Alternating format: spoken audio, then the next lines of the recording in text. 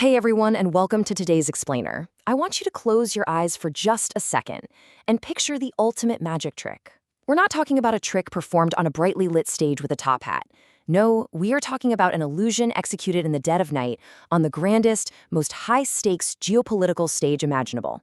Today, we're diving into a genuinely fascinating theme: how the art of deception has evolved. We're going to trace it from these high-stakes, life-or-death physical illusions all the way to the invisible, omnipresent digital warfare that literally surrounds us today. Think of this as a cinematic journey. We're breaking down some deeply complex events into clear, structured insights you can actually wrap your head around. So get comfortable, settle in, because the stories we're about to unpack are way stranger and, honestly, far more impactful than fiction. All right, let's jump straight into Section 1, the Flight 544 Deception. So picture this. It's a stiflingly hot evening in May 1998. A small passenger plane, PIA Flight 544, takes off. Suddenly, the cockpit is breached by armed hijackers. They've got pistols. They're claiming their bodies are wired with explosives.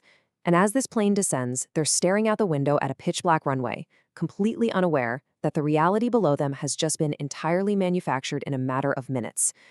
Now, the geopolitical atmosphere in South Asia at this exact moment was absolutely electric. India had just conducted its nuclear tests on May 11th. Pakistan was scheduled to conduct its own first tests right in the Chagai Hills of Balochistan on May 28th. Right in the middle of this intense, ticking clock suspense, on May 25th, these hijackers take over the plane. And their demand? They demanded the pilot fly them straight to New Delhi, India. Their whole goal was to use this hostage situation to stop the impending nuclear test in their home region. But here is where it gets crazy. The pilot, Captain Uzair Khan, knew his small plane literally couldn't make it to Delhi, so he quietly signals a hijacking code and convinces these guys they need to land and refuel in Bhuj, India. But he wasn't flying to India, he was actually flying to Hyderabad, Pakistan. And this just brilliantly illustrates the sheer cinematic audacity of what happened next on the ground. Pakistani authorities had to instantly transform their own airport into an Indian one.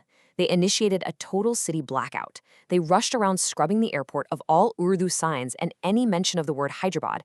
And in the ultimate act of physical deception, they actually hoisted the Indian national flag right there on Pakistani soil.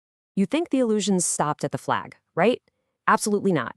Once the plane actually touched down, they had to keep these hijackers utterly convinced they were sitting in India.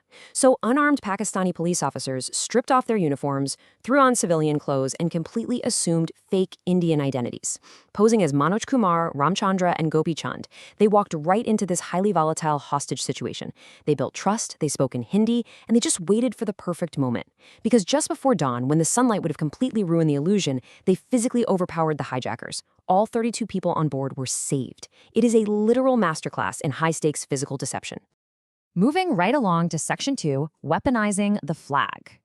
You know, that daring 1998 rescue totally hinged on the power of one single symbol, a flag.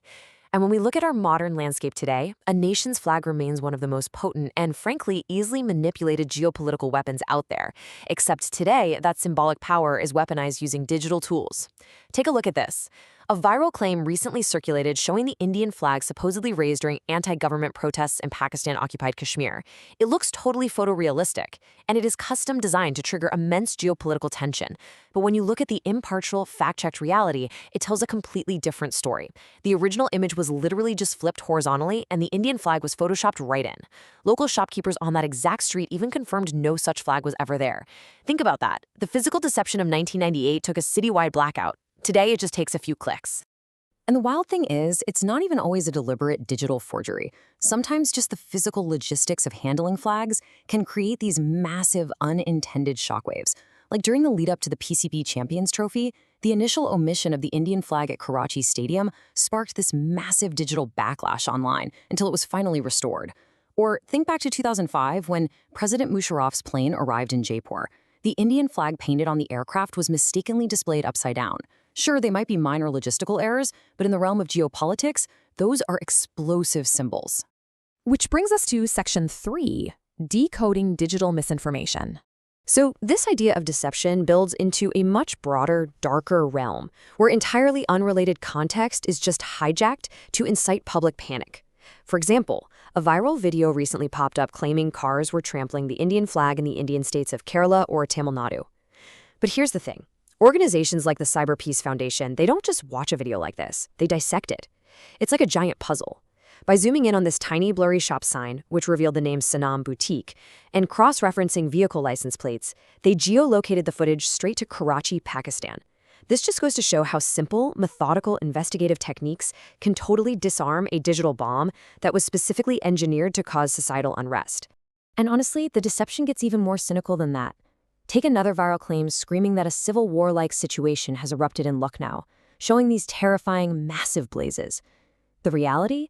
It was actually a deeply tragic fire in a Vikas Nagar slum area, where nearly 100 LPG cylinders exploded, displacing over 200 families. Sharing that video with a completely fake political narrative is literally like shouting fire in a crowded digital theater.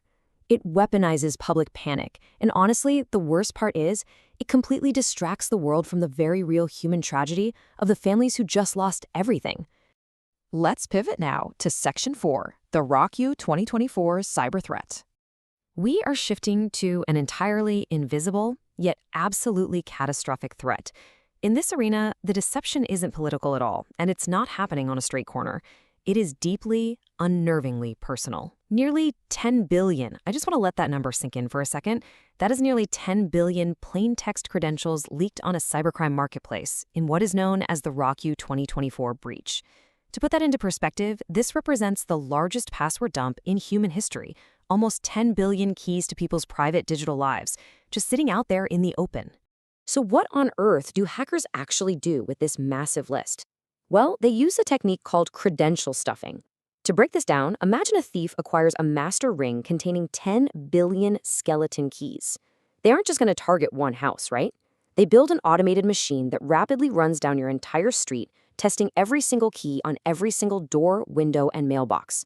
And because we human beings really tend to reuse our passwords, the exact moment one of those keys turns the lock on your email, your bank, or your social media, the thief is inside.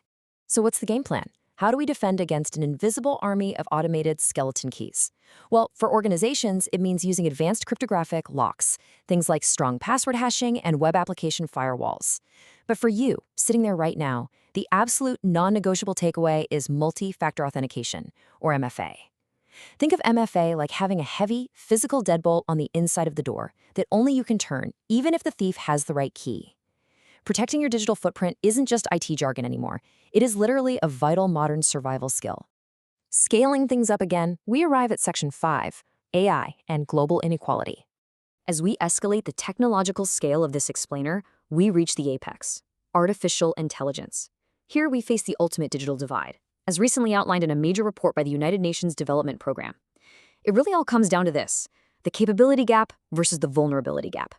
Think of this as a global digital arms race. Only a handful of highly developed nations hold the blueprints, the massive computing power, and the capital to truly capitalize on AI. Meanwhile, developing vulnerable nations are kind of just left absorbing the shockwaves. They absorb the risks of widespread job loss in the informal sector, the massive energy and water demands required just to cool these AI data centers, and the total deluge of AI-generated misinformation, all without really reaping any of the economic rewards.